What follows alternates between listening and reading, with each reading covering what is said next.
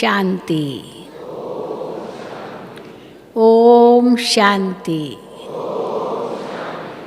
ओम शांति। आप सभी भाई बहनें बहुत बहुत बहुत भाग्यशाली हो जो इस जनवरी महीने में, वो भी 18 जनवरी, ब्रह्मा बाबा का अव्यक्ति दिवस मनाने के लिए मधुबन में पहुँचे हो। ज़रूर अपने लिए ताली बजाएंगे, हम कितने भाग्यशाली हैं।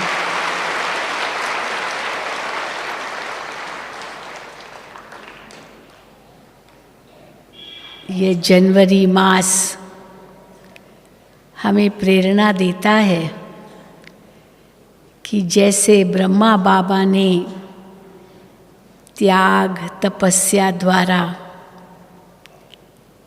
कर्मातीत अवस्था को प्राप्त किया, संपूर्ण बने, उसी प्रकार हम बच्चे भी बाप समान संपूर्ण बनकर बाबा के समान बने।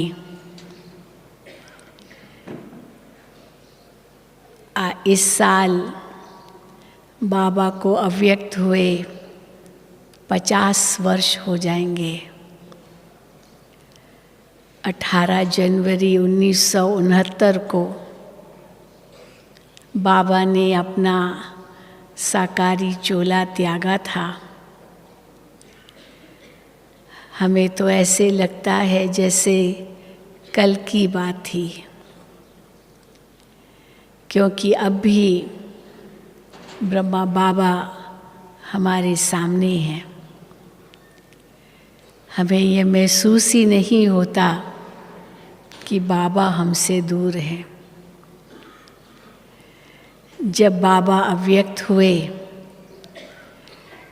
तब संदेशी से पूछा गया कि बाबा से पूछो, कहा गया कि बाबा से पूछो कि बाबा आप हमको छोड़ के क्यों चले गए।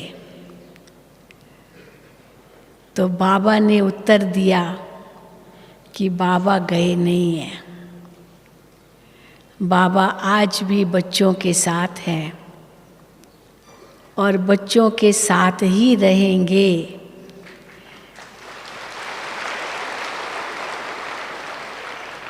और बच्चों के साथ ही वापस घर जाएंगे। ये बाबा ने वायदा किया। बाबा ने केवल कपड़ा और कमरा बदली किया है, बस कपड़ा और कमरा ये बदली किया है। मतलब ये साकारी चोला, साकारी शरीर त्यागा है, लेकिन अव्यक्त फरिश्ता चोला पहना है। और कमरा बदली किया माना साकारी वतन छोड़ा है और आकारी वतनवासी बने हैं। अर्थात अव्यक्त फरिश्ता बने हैं, सूक्ष्म वतनवासी बने हैं। और बाबा तब तक इंतज़ार करेंगे जब तक बच्चे संपूर्ण न बने हैं। ये बाबा का वायदा है। और हम कहेंगे 50 साल से हमें जो भी अव्यक्त मुरलियाँ मिली है, इतना खजाना मिला है, इतने रत्न हमें प्राप्त हुए हैं, जिससे हम आत्मा रूपी हीरो की पॉलिश हुई है। वो अमूल्य खजाना इतना ऊंचा खजाना है जो हम जितना धारण करते जाएं उतना कम लगता है। इतनी बाबा ने हम बच्चों पर मेहनत की है, हमारी सेवा की है। लेकिन ब्रह्मा बाबा संपूर्ण कैसे बने? 33 वर्षों में बन गए। 60 वर्ष की उम्र में शिव बाबा की प्रवेशता हुई और 93 वर्ष की उम्र में, केवल 33 वर्षों में ब्रह्मा बाबा संपूर्ण बने। कहाँ से कहाँ पहुँच गए। वैसे तो कहेंगे कि ब्रह्मा बाबा लौकिक में एक जौहरी थे, परिवार में रहते थे, गृहस्थी थे, बिजनेसमैन थे। लेकिन इतना ही कहना पर्याप्त नहीं है, क्योंकि बाबा का लौकिक जीवन भी बहुत ही ऊंच कोटि का था। बाबा के ख्यालात बहुत ऊंचे थे। भले विष्णु की भक्ति करते थे, अनेक शास्त्र, वेद, ग्रंथ बहुत पढ़े थे, जीवन में 12 गुरु किए, कितने तीर्थ स्थानों पर यात्रा करते थे।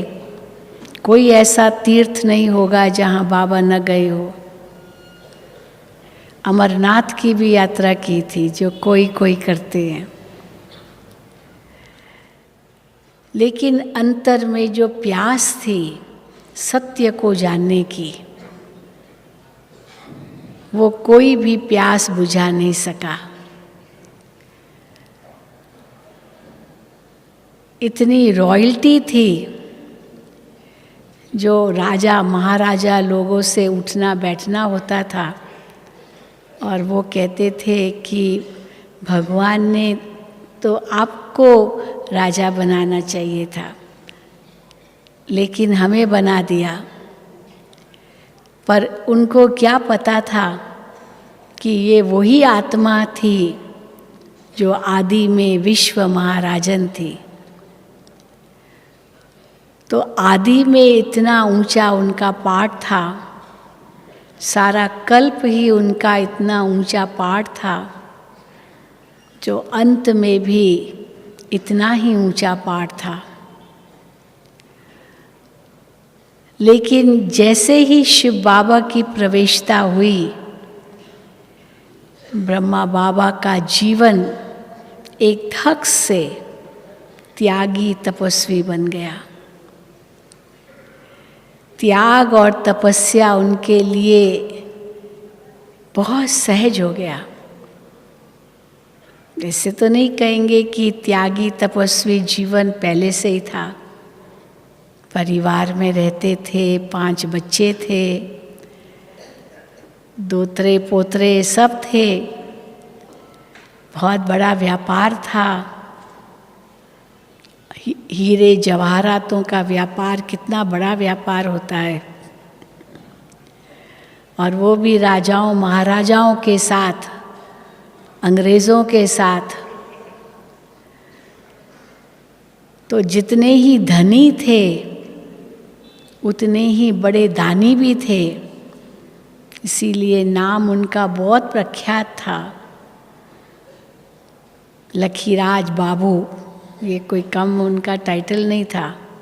बाबूजी बाबूजी कह करके सब उनको बुलाते थे। परंतु जो उनके अंदर खोज थी, वो प्यास थी, वो तो कोई मनुष्य नहीं पूर्ण कर सका। तो ड्रामा के अंदर कैसे यही आत्मा निमित्त बनी फिर से विश्व नव निर्माण करने के लिए, और शिव बाबा ने उनको ही चुना। जो जो महावाक्य शिव बाबा उनके मुख द्वारा उच्चारण करते गए, सबसे पहले ब्रह्मा बाबा ने उसको फॉलो किया। जैसे अभी अभी आपने करुणा भाई से सुना कि हम तो समझते हम कर रहे हैं, लेकिन हमको देख दूसरे कितने करते हैं वो तो हम देखते ही नहीं हैं।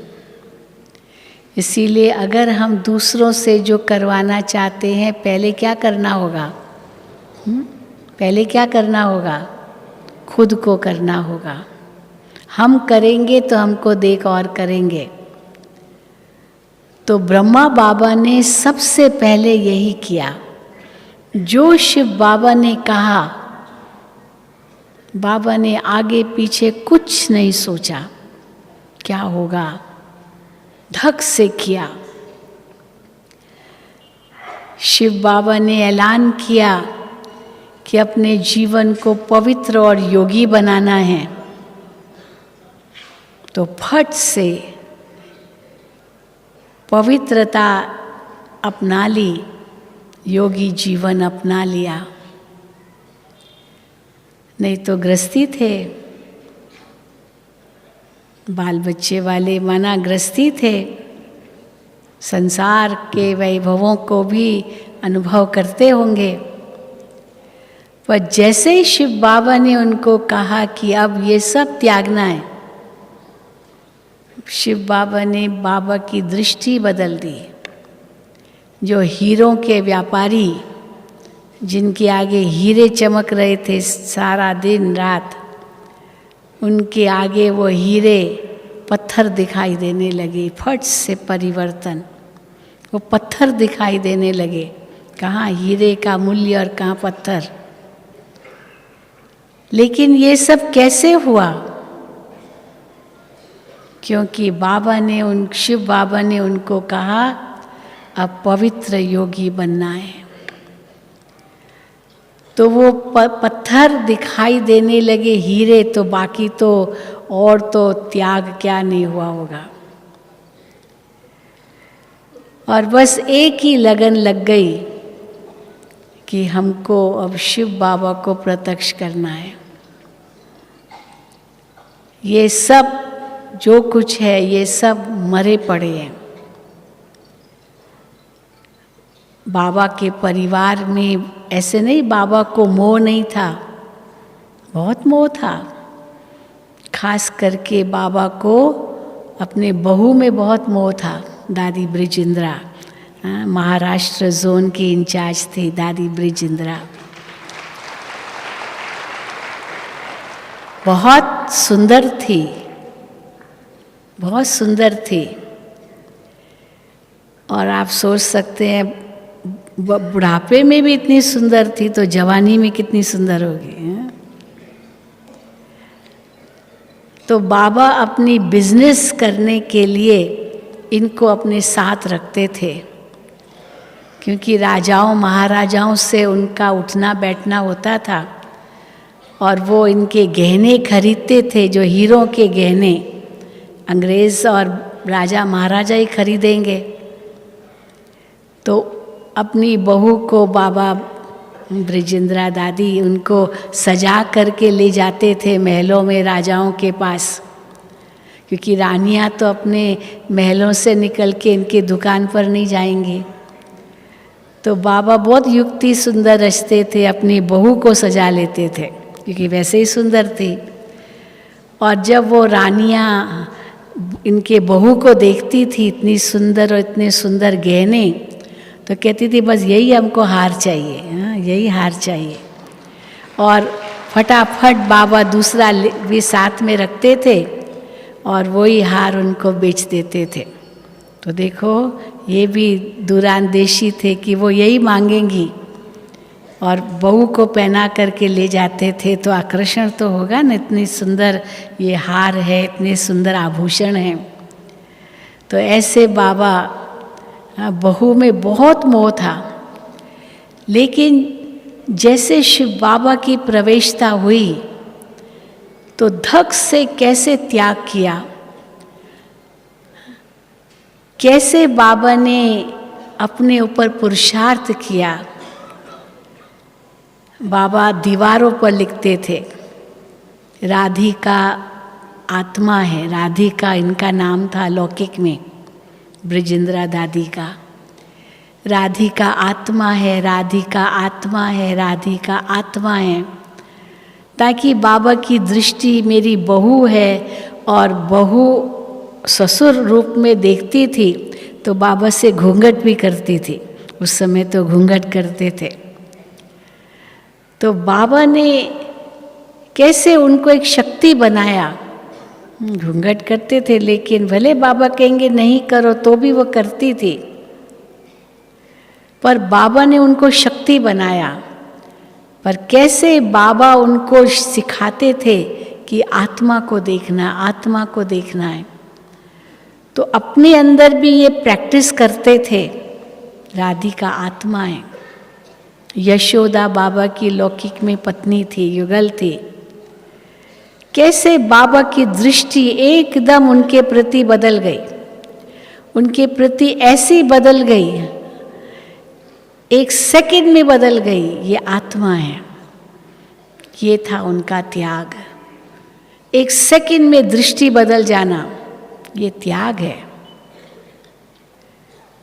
हम महात्मा गांधी की पुस्तकें पढ़ती थी तो महात्मा गांधी ने अपनी आत्मकथा में लिखा है कि जब उनको अहिंसा के बल पर अंग्रेज़ों को भगाने का लक्ष्य था, देश से निकालने का लक्ष्य था, अहिंसा और सत्यता के बल पर, तो उसने कहा ये अहिंसा और सत्यता का बल तब आएगा जब मैं ब्रह्मचर्य का पालन करूँगा। और ब्रह्मचर्य का पालन करने के लिए उसने बहुत मेहनत की। उनकी युगल का नाम था कस्तूर। तो कस्तूर के प्रति जो उनकी जो दृष्टि थी वो दैहिक थी और बहुत पुरुषार्थ करता था, लेकिन उस समय उनको ये आत्मा है ये ज्ञान नहीं था, बस ब्रह्मचर्य पालन करना है। तो बहुत मेहनत लगी, इतना सहज नहीं था ब्रह्मचर्य का पालन करना उसको। और कैसे उसने वो दृष्टि बदली, स्वामी रामकृष्ण परमहंस से उसने यह युक्ति ली। क्योंकि स्वामी रामकृष्ण परमहंस जो विवेकानंद के गुरु थे, उसने बचपन में ही उनका विवाह हो गया था। शारदा माँ थी। बचपन में ही छोटे बच्चे होते तो जैसे गोद में बच्चे, वो तुम्हारा बेटा मेरी बेटी, हाँ ऐसे करते थे। तो कैसे स्वामी रामकृष्ण परमहंस ने शारदा माँ कहा, उसको माँ के रूप में देखा, क्योंकि माँ का भक्त था, काली का भक्त था। तो शारदा को भी माँ के रूप में देखा और वहीं से गांधी जी को प्रेरणा आई। कस्तूरबा कहा, बा माना माँ। तो जैसे कस्तूर मेरी माँ है, तो माँ की दृष्टि उसने अपनाई। तो कैसे बाबा की दृष्टि यशोदा के प्रति भी बदल गई।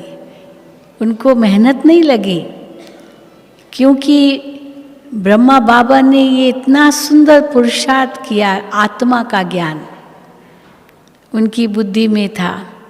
आज भी बाबा ने मुरली में कहा, आत्मा आत्मा भाई भाई, ये दृष्टि अपनाओ। किसी को भी देखो तो आत्मा भाई से बात कर रहा हूँ, आत्मा भाई से मिल रहा हूँ। तो चाहे पत्नी हो, चाहे बहू हो, चाहे कोई भी हो, सब आत्मा है और सब एक बाप के बच्चे हैं, सब परमात्मा के बच्चे हैं। वसुधैव कुटुंबकम हम कहते हैं। ये वैसे भी भारत की संस्कृति है और उसमें भी आत्मा आत्मा भाई भाई, ये शुरू से शिव बाबा ने दृष्टि दी। तो कैसे यज्ञ के अंदर सबकी दृष्टि एकदम बदल गई। सबसे पहले ब्रह्मा बाबा ने बदली। तो दीवारों पर बाबा लिखते थे, यशोदा आत्मा है, यशोदा आत्मा है, ताकि यशोदा भी पढ़े कि बाबा मुझे किस रूप में देखते हैं, आत्मा रूप में देखते हैं। मैं पत्नी हूँ, ये पति है, ये भावना एक सेकंड में कैसे खत्म हो गई और अलौकिक पिता बन गए। तो पिता के आगे तो सारे ही बच्चे, तो चाहे पत्नी हो, बहू हो, कोई भी हो, और केवल लौकिक बेटा ही बेटा नहीं, इतने सारे बच्चे हो गए। आज भी बाबा ने मुरली में कहा कि कैसे यह ईश्वरीय परिवार बना और बाबा ने सबको संरक्षण दिया। क्योंकि हैदराबाद सिंध के अंदर जब ये कार्य शुरू हुआ और शिव बाबा ने ऐलान किया कि अब सब अपना जीवन पवित्र और योगी बनाएंगे, जो जो बाबा के पास आते थे, तो जैसे ही ऐलान हुआ तो लोगों का विरोध शुरू हुआ कि दादा लेखराज ये आपने क्या किया, ये छोटी छोटी बच्चियाँ, क्योंकि बाबा के पास आते थे, कईयों को साक्षात्कार हुए और कई बाबा के पास समर्पित हो गए, बहुत कुछ, वो तो इतिहास आपने पढ़ा होगा। लेकिन जैसे ही शिव बाबा ने ऐलान किया अभी सबको पवित्र योगी बनना है, तो ब्रह्मा बाबा ने भी प्रतिज्ञा की, तो सब जो भी थे सबने प्रतिज्ञा की। और जब प्रतिज्ञा की तो विरोध शुरू हुआ। लोगों ने बाबा को कहा ये क्या, इतनी छोटी छोटी जवान लड़कियां, बच्चियां, इन्हों को दुनिया ही पता नहीं है और आपने इनको पवित्रता की प्रतिज्ञा कराई, इन्होंने दुनिया देखी कहाँ है। आपने कर ली क्योंकि आप तो बूढ़े हो गए, अभी 60 वर्ष के थे बाबा, आपने प्रतिज्ञा की वो तो ठीक है, पर इन छोटी छोटी बच्चियों से क्यों कराया। तो बाबा कहते थे बच्चे ये मैंने नहीं किया है, ये मेरी शक्ति नहीं है, मेरे पास क्या शक्ति है जो मैं इन सबको कहूँ कि आप पवित्र योगी बनो, ये परमात्मा की शक्ति है। और परमात्मा ने ही मुझे कहा और जो ईश्वर ने कहा वो मैंने अपने अंदर पहले पालन किया और तब इन्होंने भी प्रतिज्ञा की। ये मैंने नहीं किया है, मैंने खुद ही पालन किया, क्योंकि मैं भी कहाँ करता था। तो सबसे पहला त्याग किसने किया, बाबा ने किया। तो वो कैसे उनको कहेंगे कि आपने तो किया नहीं और इनको कराया, पहले तो मैंने किया, बाबा ने कहा। परंतु विरोध हुआ, काफ़ी विरोध हुआ। तो बाबा ने क्या किया, जो भी बाबा के साथ थे पहले, जो आ गए परिवार के परिवार, तो बाबा तो कराची चले गए, हैदराबाद सिंध से कराची चले गए। अपना परिवार तो बाबा के साथ ही था, कोई परिवार को छोड़ के थोड़ी चले गए थे, क्योंकि शिव बाबा तो यही कहते अपने परिवार में रहना है। तो अपना परिवार बाबा के साथ ही था और कराची चले गए। परंतु जब जो अपने घरों से बाबा के पास जाती थी, उनको जब पता चला कि बाबा तो कराची चले गए, तो सब ने क्या किया, ये निर्णय कर लिया कि हम भी बाबा के पास कराची चले जाएंगे। बाबा तो चले गए, अभी वापस तो आएंगे नहीं। हैदराबाद और कराची इतना दूर था जैसे बॉम्बे और पूना ना, पूना से बॉम्बे चले गए, कराची तो बड़ा शहर था, हैदराबाद तो छोटा शहर था।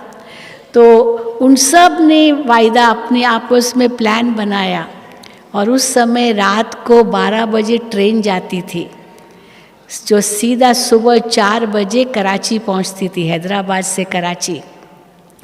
तो सब ने आपस में मिलके प्लान बनाया कि हम सब रात को 12 बजे निकल आएंगे घर से और सीधा स्टेशन पहुंचेंगे और सब एक साथ एक ही ट्रेन में कराची चले जाएंगे। अब जैसे ही ये सब हुआ और ये कराची पहुंच गए, बाबा ने तो देख कर के आश्चर्य कहा, यार ये कैसे पहुंच गए। और वो अपने घरों से निकल आई।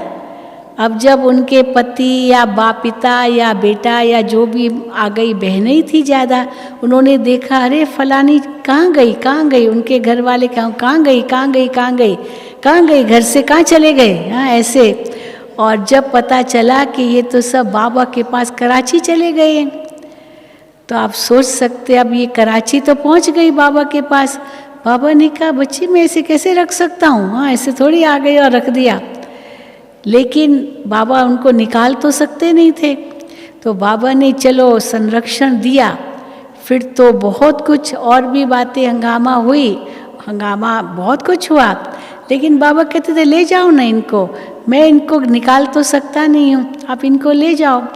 लेकिन कैसे बाबा कराची में वहाँ अपने परिवार के साथ रहे और ये अलग रहे। इन्होंने कहा हम वापस नहीं जाएंगे। जो 18 साल से कम थे वो तो नाबालिग थे, तो उनका तो चलो माँ बाप का अधिकार था, उनको ले जा सके। लेकिन जो बड़े थे वो कहे हम क्यों जाएंगे, हम तो सगीर नहीं, हम बालिग हो गए, हम बड़े हो गए हैं, हमारे पास अधिकार है, 18 साल से ऊपर है। तो उस समय जितना कुछ आंदोलन हुआ वो ब्रह्मा बाबा ने कितना सहन किया। हालांकि इसमें ब्रह्मा बाबा का तो कुछ भी हाथ नहीं था, सारा कार्य तो शिव बाबा का होता था। शिव बाबा ने ये सब किया, क्योंकि जब शिव बाबा ने ब्रह्मा बाबा को कहा कि आपको ऐसी दुनिया बनानी है, वो सतयुग की दुनिया बनानी है, तो बाबा को लगा मैं कैसे बनाऊंगा, मेरे पास क्या शक्ति है बनाने की। लेकिन शिव बाबा ने केवल कहा नहीं, परंतु साथ साथ शक्ति भी दी, और कैसे सब कुछ कराया। शिव बाबा ने कराया, जो बाबा खुद भी हैरान होते थे, देखते थे ये सब कैसे हो रहा है, ये तो मेरे वश की तो बात ही नहीं है। बाबा से कृष्ण का साक्षात्कार होता था। बाबा कहते थे ये मेरी शक्ति नहीं है, और लोगों को क्या पता, वो समझते थे कि ये अपने आप को बहुत बड़ा योगी कहलाता है, ये अपने आप को कृष्ण का अवतार कहलाता है, इसके पास कोई जादू है। बाबा कहते थे मेरे पास तो कोई जादू नहीं है, न मैं करा रहा हूँ, ये मेरी शक्ति नहीं है। लेकिन लोग क्या समझेंगे, वो तो बाबा को ही देखते थे। और जब कृष्ण देखते थे तो बस एकदम अपना जीवन उसमें स्वाहा कर लेते थे। तो लोगों ने कितना विरोध किया कि ये एक दादा लेखराज अपने आप को कृष्ण कहलाता है, और इसको 108 रानियां मिली है। अभी तो इसको 16,108 रानियां चाहिए, 300-400 मिली है, तो ये इसको तो इतनी रानियां चाहिए। समझते ना भाई, कृष्ण ने तो 16,108 पटरानियां की, इस प्रकार से भागवत में कई बातें आती है। और ये कहता था कि बाबा कहता था ये तो मेरी शक्ति है ही नहीं। तो उस समय कैसे बाबा ने सामना किया उस परिस्थिति का, लेकिन बाबा को जरा भी डर नहीं लगा। क्यों डर नहीं लगा? क्योंकि ब्रह्मा बाबा की तो कोई शक्ति नहीं थी, परंतु जो शिव बाबा ने कहा वो धक से उसने 1 सेकंड में किया, 1 सेकंड में त्याग किया। और फिर जब शिव बाबा ने उनको कहा कि आपकी जितनी भी प्रॉपर्टी है वो सब माताओं बहनों के नाम पर कर दो, बाबा ने आगे पीछे कुछ नहीं सोचा। मेरे बच्चों का क्या होगा, हाँ मेरा घर का क्या होगा, मेरा क्या होगा, बस 8 बहनों के नाम पर बाबा ने अपनी सारी चल अचल प्रॉपर्टी, इतनी कोई कम नहीं थी, वो सब उनके नाम पर कर दिया, और उसमें मम्मा को लीडर बनाया।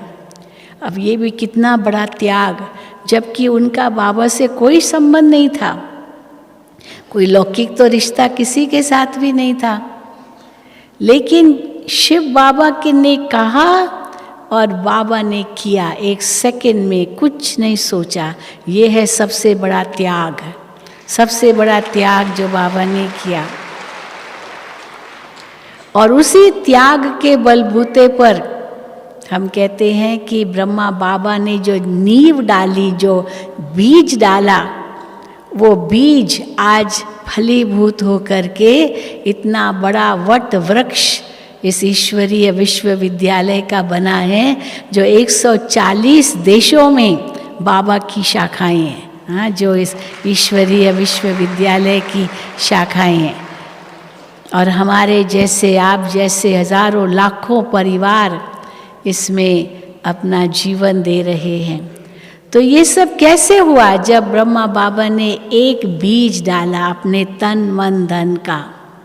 भले वो दूसरों ने फॉलो किया, लेकिन पहला कदम तो बाबा का था। इसीलिए कहते ना, जो ओटे सो अर्जुन, जो पहले आगे आए वो अर्जुन, और वो ब्रह्मा बाबा बने। और फिर उस त्याग के साथ कोई तपस्या कम नहीं थी। एक धक से तो न्यारे हो गए, लेकिन एक की लगन में रहना, एक बल एक भरोसा अपनाना, ये भी एक बहुत बड़ी तपस्या थी। देखते हुए नहीं देखना, सुनते हुए नहीं सुनना, बस एक ईश्वर की लगन, एक शिव बाबा की लगन, सर्व संबंध उनके साथ, और कोई देहधारी में कोई लगाव नहीं। सब बाबा के लिए बच्चे थे, सब हदें खत्म हो गई, एक बेहद परिवार बन गया। और वो परिवार कैसे 14 साल उन्होंने अंदर ही अंदर तपस्या की। बाबा मम्मा ने तपस्या की तो सब बच्चों ने भी तपस्या की। वो नींव बनी, वो फाउंडेशन बना। और उन्हीं 14 सालों के दरमियान दुनिया में कितना परिवर्तन आया। 1937 में ये तपस्या शुरू की कराची में, 1950 तक, और 1937 से लेकर के 1950 तक दुनिया में क्या परिवर्तन आया। सबसे पहले तो विश्व युद्ध हुआ। 1939 से 45 तक 6 साल तक विश्व युद्ध, दूसरा विश्व युद्ध हुआ। और ये बाबा के बच्चे सब कराची में थे। इतना बड़ा विश्व युद्ध हुआ जिसमें लाखों लोग मारे गए, लाखों लोग, हजारों नहीं, लाखों। और उन लाखों लोगों के मरने के बाद आप सोच सकते क्या स्थिति हुई होगी दुनिया की। और भारत के अंदर महात्मा गांधी ने जो आंदोलन शुरू किया, अंग्रेज देश छोड़ो, अंग्रेज देश छोड़ो, और उसके बलबूते पर अंग्रेज चले तो गए, लेकिन भारत के 2 टुकड़े करके गए। हिंदुस्तान पाकिस्तान अलग हो गया। और उस समय भी हजारों लोग, लाखों ही कहो, मरे होंगे। बहुत बड़ा कैसे सिविल वॉर जैसा हो गया उस समय, एकदम गृह युद्ध हो गया। उस समय भी कोई कम युद्ध नहीं हुआ। वो विश्व युद्ध तब समाप्त हुआ 1945 में, जब अमेरिका ने जापान पर बॉम्ब गिराया, वो पहला बॉम्ब। और वो भी छोटा बच्चा बॉम्ब था, बेबी बॉम्ब था, तो भी पूरे शहर का शहर ख़त्म हो गया। नागासाकी, हिरोशिमा, आपने सब सुना है।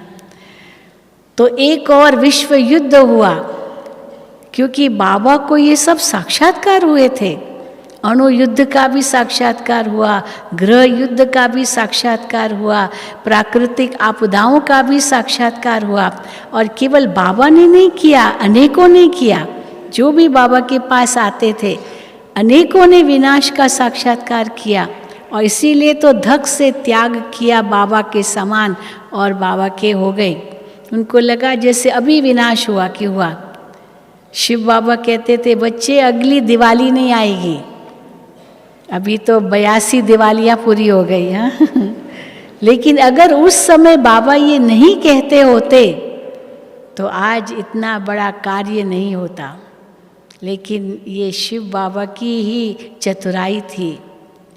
और फिर जब विश्व युद्ध हुआ और उसमें इतनी तबाही हुई, तो बच्चों ने यही समझा कि यही विनाश है। लेकिन फिर शिव बाबा उनको कहते थे, नहीं बच्चे, ये तो रिहर्सल है। जो विश्व युद्ध हुआ ना, दूसरा विश्व युद्ध, ये रिहर्सल है। अभी तो फिनाले, फाइनल, वो तो अभी आना है। फिर जब हिंदुस्तान पाकिस्तान हुआ 1947 में, और इतने लाखों मरे, तो बाबा से पूछते थे, बाबा क्या यही विनाश है? क्योंकि गृह युद्ध तो अणु युद्ध हुआ, गृह युद्ध हुआ। बाबा कहते थे, नहीं बच्चे, ये तो रिहर्सल है।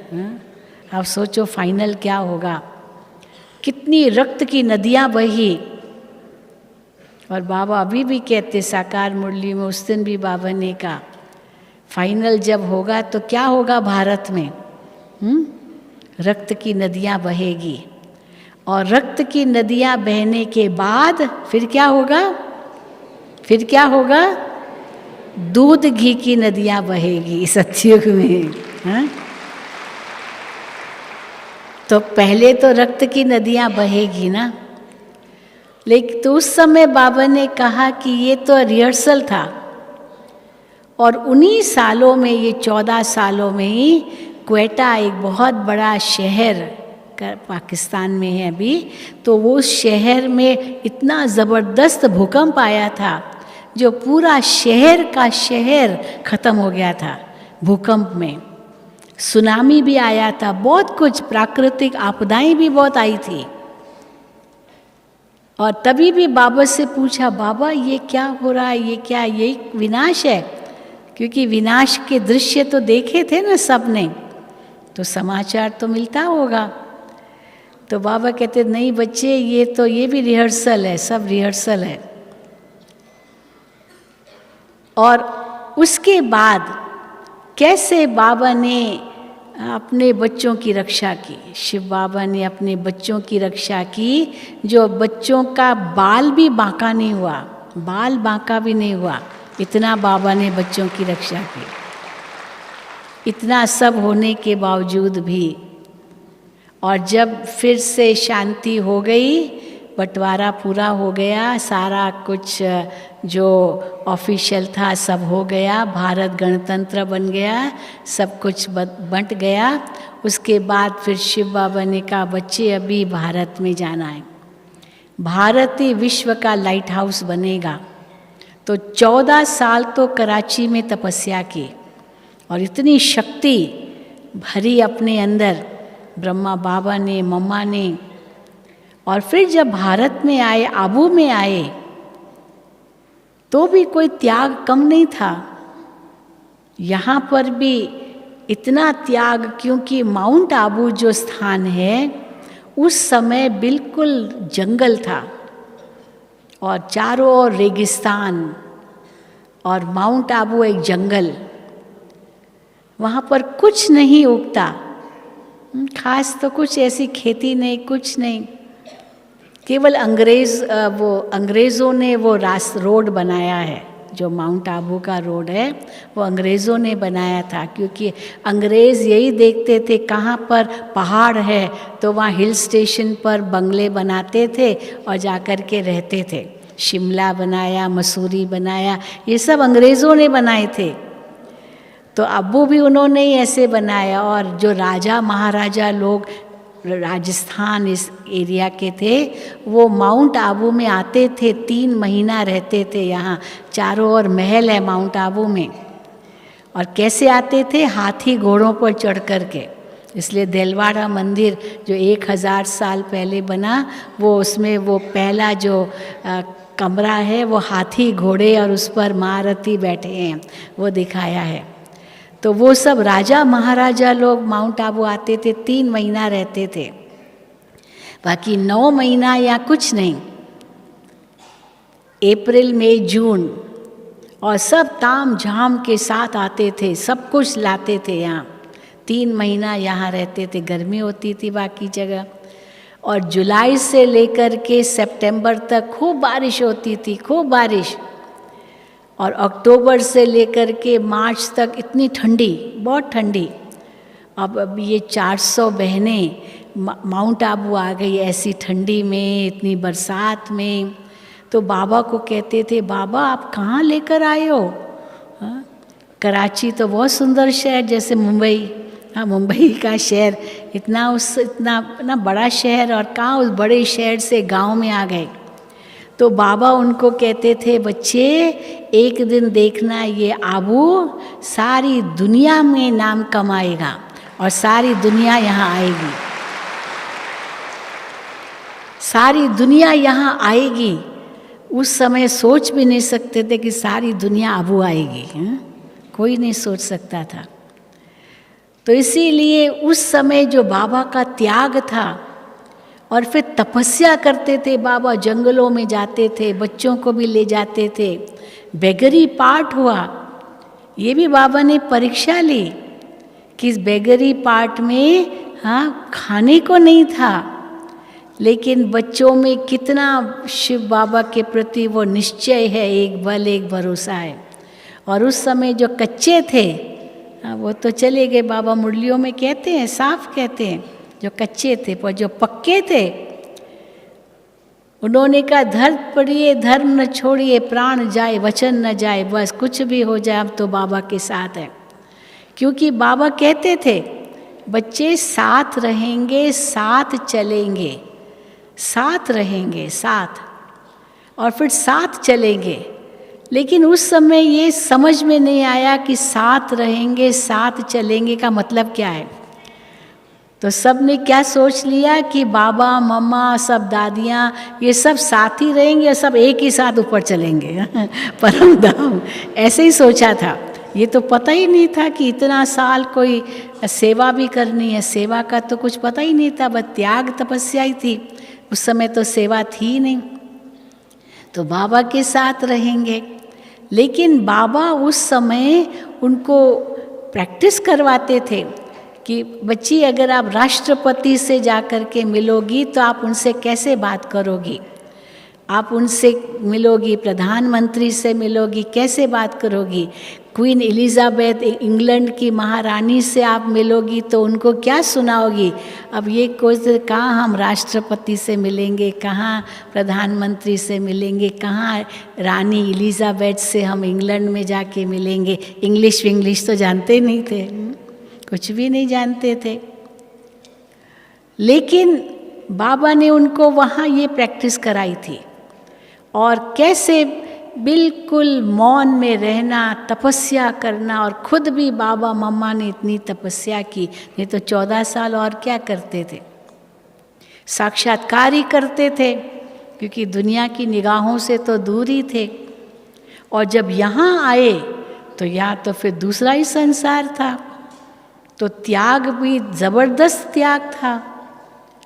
लेकिन उस त्याग में इनके अंदर एक और शक्ति आ गई, एक और शक्ति मिली गई।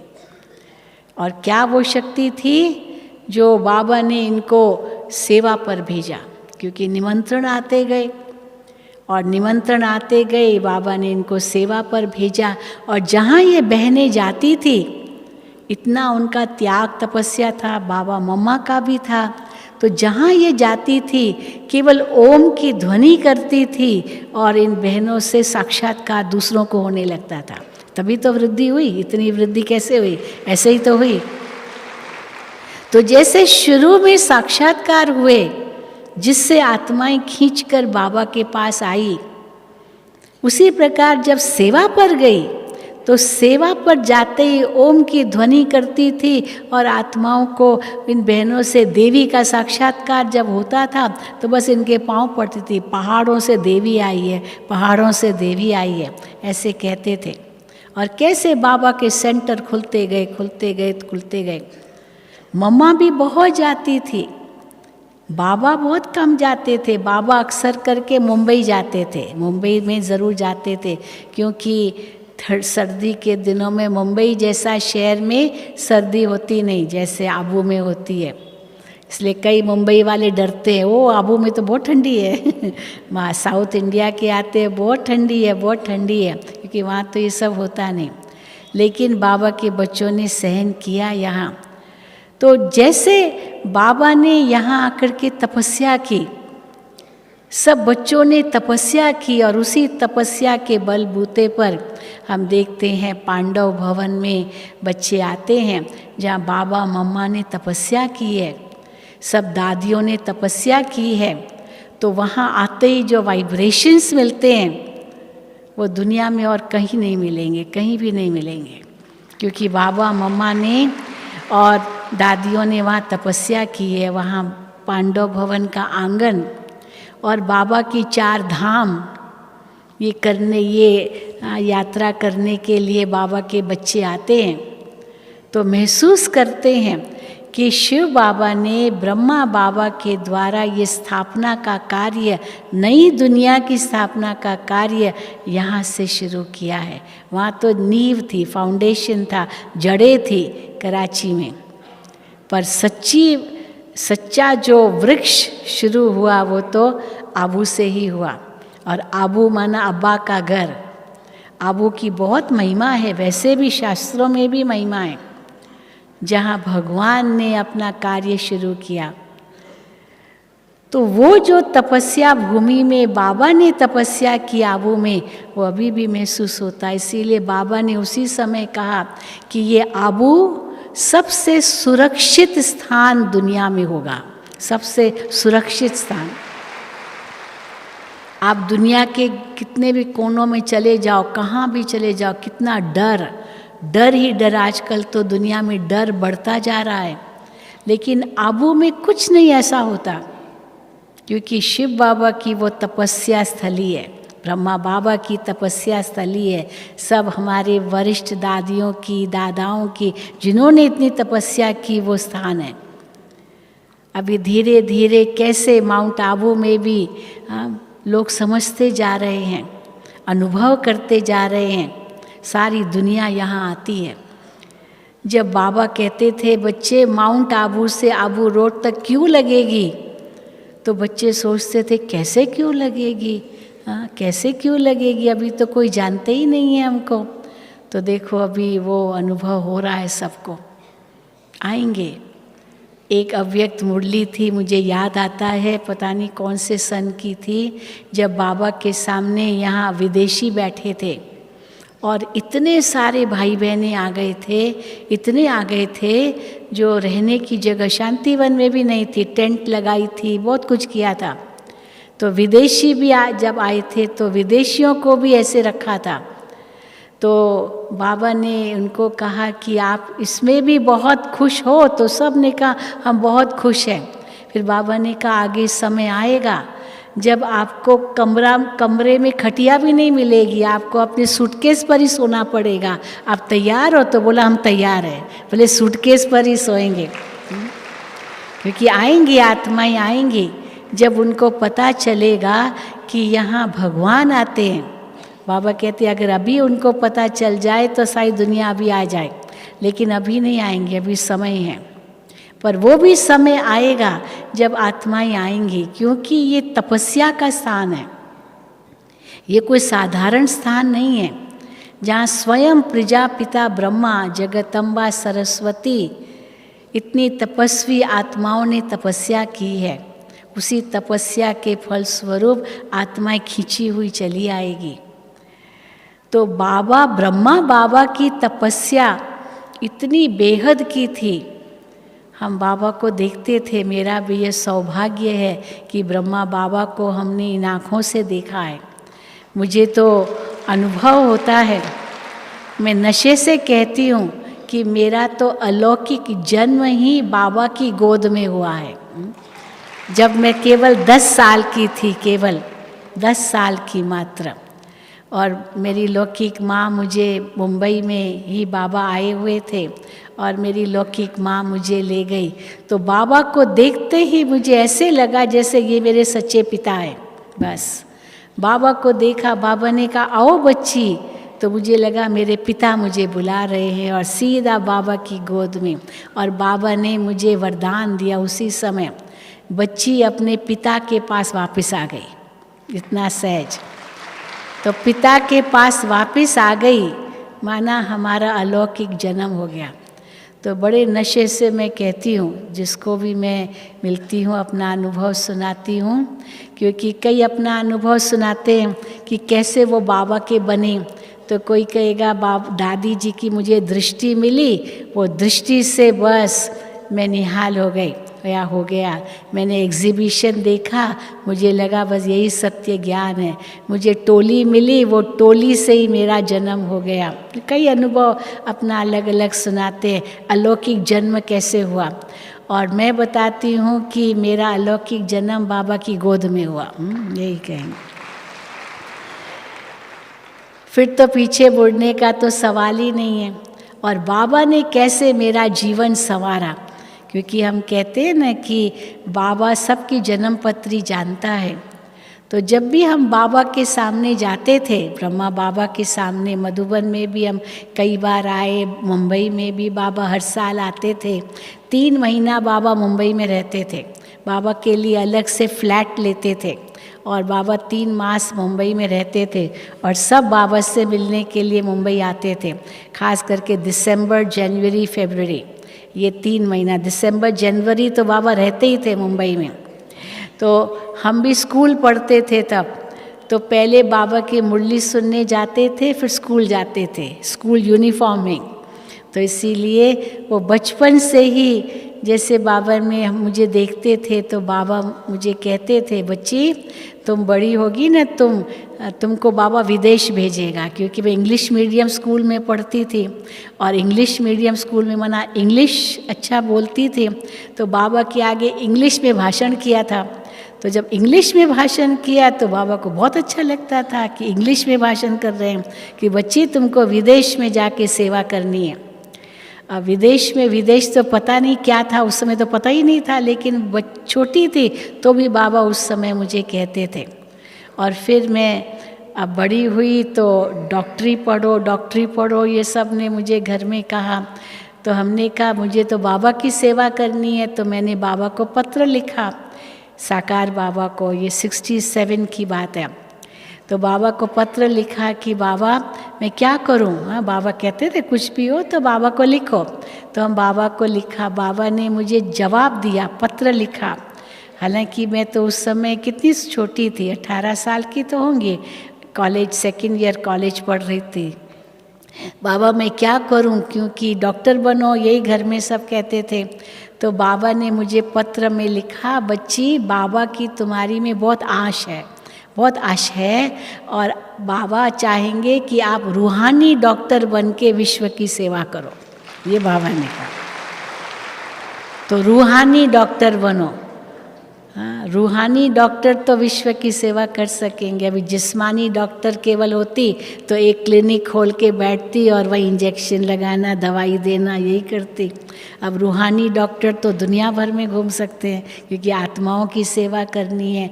तो ये मानो बाबा का ही वरदान था, साकार में ब्रह्मा बाबा का वरदान था, जो देखो आज वरदान बाबा का कैसे फलीभूत हो रहा है।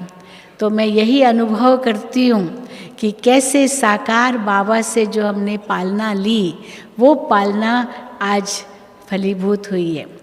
तो 1969 में 18 जनवरी के रात बाबा जब अव्यक्त हुए, तो वो भी मुझे भूलता नहीं है, क्योंकि मैं रोज़ क्लास में जाती थी बॉम्बे में, कुलाबा सेंटर, वहाँ कुलाबा में जाती थी मुंबई में, उनके पास में हमारा घर था। तो रोज़ शाम को मैं क्लास कराती थी, एग्जीबिशन म्यूज़ियम है कुलाबा सेंटर पर, वो समझाती थी, कोर्स भी कराती थी, भाषण भी करती थी, सब कुछ क्लास करती थी। तो रात के 8 बजे तो ये सब पूरा हो गया था और मैं वापस घर आई।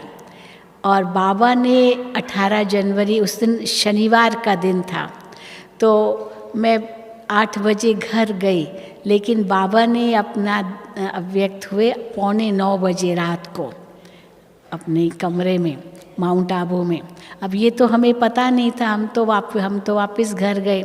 तो लेकिन जब सुबह, मैं संडे का दिन था, तो मैं जैसे ही क्लास में गई तो मैंने देखा कि जैसे कोई है ही नहीं तो संडे माना बहुत भाई बहनें आते हैं, तो सारा हॉल भर जाता है। अब यहाँ पर मैं आई क्लास में तो देखा कि थोड़े से भाई बहन बैठे हैं और बिल्कुल बाबा की याद में साइलेंस में बैठे हैं, न मुरली है न कुछ है। तो मैंने पूछा एक से कि ये क्या हो गया, कहाँ गए सब, आज मुरली क्लास क्यों नहीं है। तो मुझे किसी ने कान में कह दिया कि बाबा ने शरीर छोड़ा है।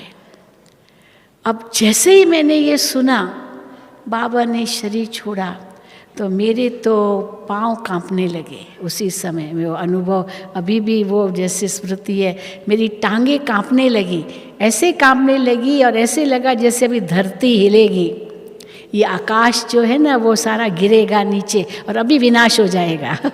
ये मैंने उस समय समझा और सचमुच एकदम मैं एकदम बाबा आप चले गए। और मुझे उस समय बुद्धि में आया, बाबा आपने कहा था कि बच्ची आपको तो रूहानी डॉक्टर बन के विश्व की सेवा करनी है, बाबा की ये आश है, वो आश तो मैंने पूरी नहीं की। मैं वो सोचने लगी, वो मैंने तो आश पूरी नहीं की, बाबा आप चले गए। बस ये जैसे मैं बाबा से बातें कर रही हूँ और उसी समय मुझे बहुत सुंदर अनुभव हुआ। क्या अनुभव हुआ? जैसे फरिश्ता ब्रह्मा बाबा मेरे सामने आके उपस्थित हो गए, जैसे एक साक्षात्कार कहो या कुछ भी कहो, जैसे मेरे सामने आए और एकदम मेरे सिर पर हाथ रखा और बाबा ने मुझे कहा, बच्ची मैं गया नहीं हूँ, मैं गया नहीं हूँ, मैं बच्चों के साथ हूँ और आप बाबा की आशा पूरी करोगी, ये बाबा ने मुझे वरदान दिया। तो बस उसके बाद तो लगन ही लग गई, मुझे बाबा की आश पूरी करनी है, मुझे विश्व की सेवा करनी है। बस फिर पढ़ाई पूरी हुई और उसके बाद जब अव्यक्त बाप दादा आए 21 जनवरी को और बाबा ने आगे का प्रोग्राम दिया कि कैसे अभी मधुबन में क्या होगा, तो बाबा ने अव्यक्त बाप दादा ने सारा प्रोग्राम दिया कि अभी यहाँ बठियाँ करो, यहाँ ट्रेनिंग करो, यहाँ ये सभी अलग अलग कार्य करो। मधुबन में बहुत आएंगे, कुमारों की बट्ठी, कुमारियों की और टीचर्स की, युगलों की, ये सब मधुबन में करो, क्योंकि जिन्होंने बाबा को अब अनुभव किया है वो बच्चे अभी और उनको शक्ति चाहिए। अभी साकार मुरलियाँ तो कोर्स थी, अभी ये अव्यक्त मुरलियाँ जो चलेगी ये फोर्स है, वो कोर्स था, ये फोर्स है। अभी हीरे निकले हैं, अभी हीरो को चमकाना है, हीरो में जो खाद है वो खाद निकालनी है और चमकाना है, तराशना है, ये अव्यक्त वाणियाँ उसके लिए है। तो ये बाबा ने कहा शिव बाबा ब्रह्मा बाबा ये गुप्त हो जाएंगे, ये सूर्य और चंद्रमा गुप्त हो जाएंगे और धरती के ये सितारे चमकेंगे। तो देखो हाँ कैसे धरती के सितारे चमक रहे हैं। और फिर बाबा ने कैसे दादी जी और दीदी जी, दादी प्रकाशमणि और दीदी मनमोहिनी को आगे बुलाया और कैसे इन दोनों के सिर पर कलश रखा, जिम्मेदारी रखी और कहा कि बाप दादा इनके द्वारा कार्य करेंगे। और दादी दीदी ने कैसे इस ईश्वरीय विश्वविद्यालय को दिन दुगनी रात चौगनी गति से इतना आगे बढ़ाया जो हम सोच भी नहीं सकते हैं, क्योंकि ये मनुष्य की शक्ति नहीं है, ये स्वयं परमात्मा की शक्ति है। और अभी भी बाप दादा हमारे साथ हैं, ये कोई न समझे कि बाबा साथ नहीं है, हमारे साथ हैं और अंदर ही अंदर ये सकाश भर रहे हैं, आत्माओं को प्रेरणा देते रहते हैं और आत्माएं खींची हुई आ रही है। देश विदेश में चारों ओर बाबा के इतने सेवा केंद्र बढ़ रहे हैं, रिट्रीट हाउसेस बढ़ रहे हैं, क्या नहीं हो रहा है। ये सब संकेत हैं कि अभी बाबा का कार्य बहुत तेज़ गति से चल रहा है। बाबा सबकी बुद्धियों को बदल रहे हैं, दृष्टि को बदल रहे हैं और कैसे ये शीघ्र परिवर्तन होना है। और जो बाबा की चाहना है यह विश्व परिवर्तित होकर के एक धर्म एक राज्य राम राज्य आ जाए, स्वर्ग आ जाए, वो हम बच्चे इसको लाएंगे। बाबा हमारा बैकबोन बन करके हमारे साथ हैं और हम सब कर्मातीत संपूर्ण बन करके साथ में ही वापस घर जाएंगे, यही सबका लक्ष्य है ना। तो 18 जनवरी हम सबको ये प्रेरणा दे रहा है कि जल्दी जल्दी संपन्न बनना है, संपूर्ण बनना है, बाप समान बनना है और बाबा हमारा इंतज़ार कर रहे हैं। तो बाबा के साथ हम सबको साथ चलना है परम धाम, ठीक है। अच्छा, ओम शांति, ओम शांति, ओम शांति।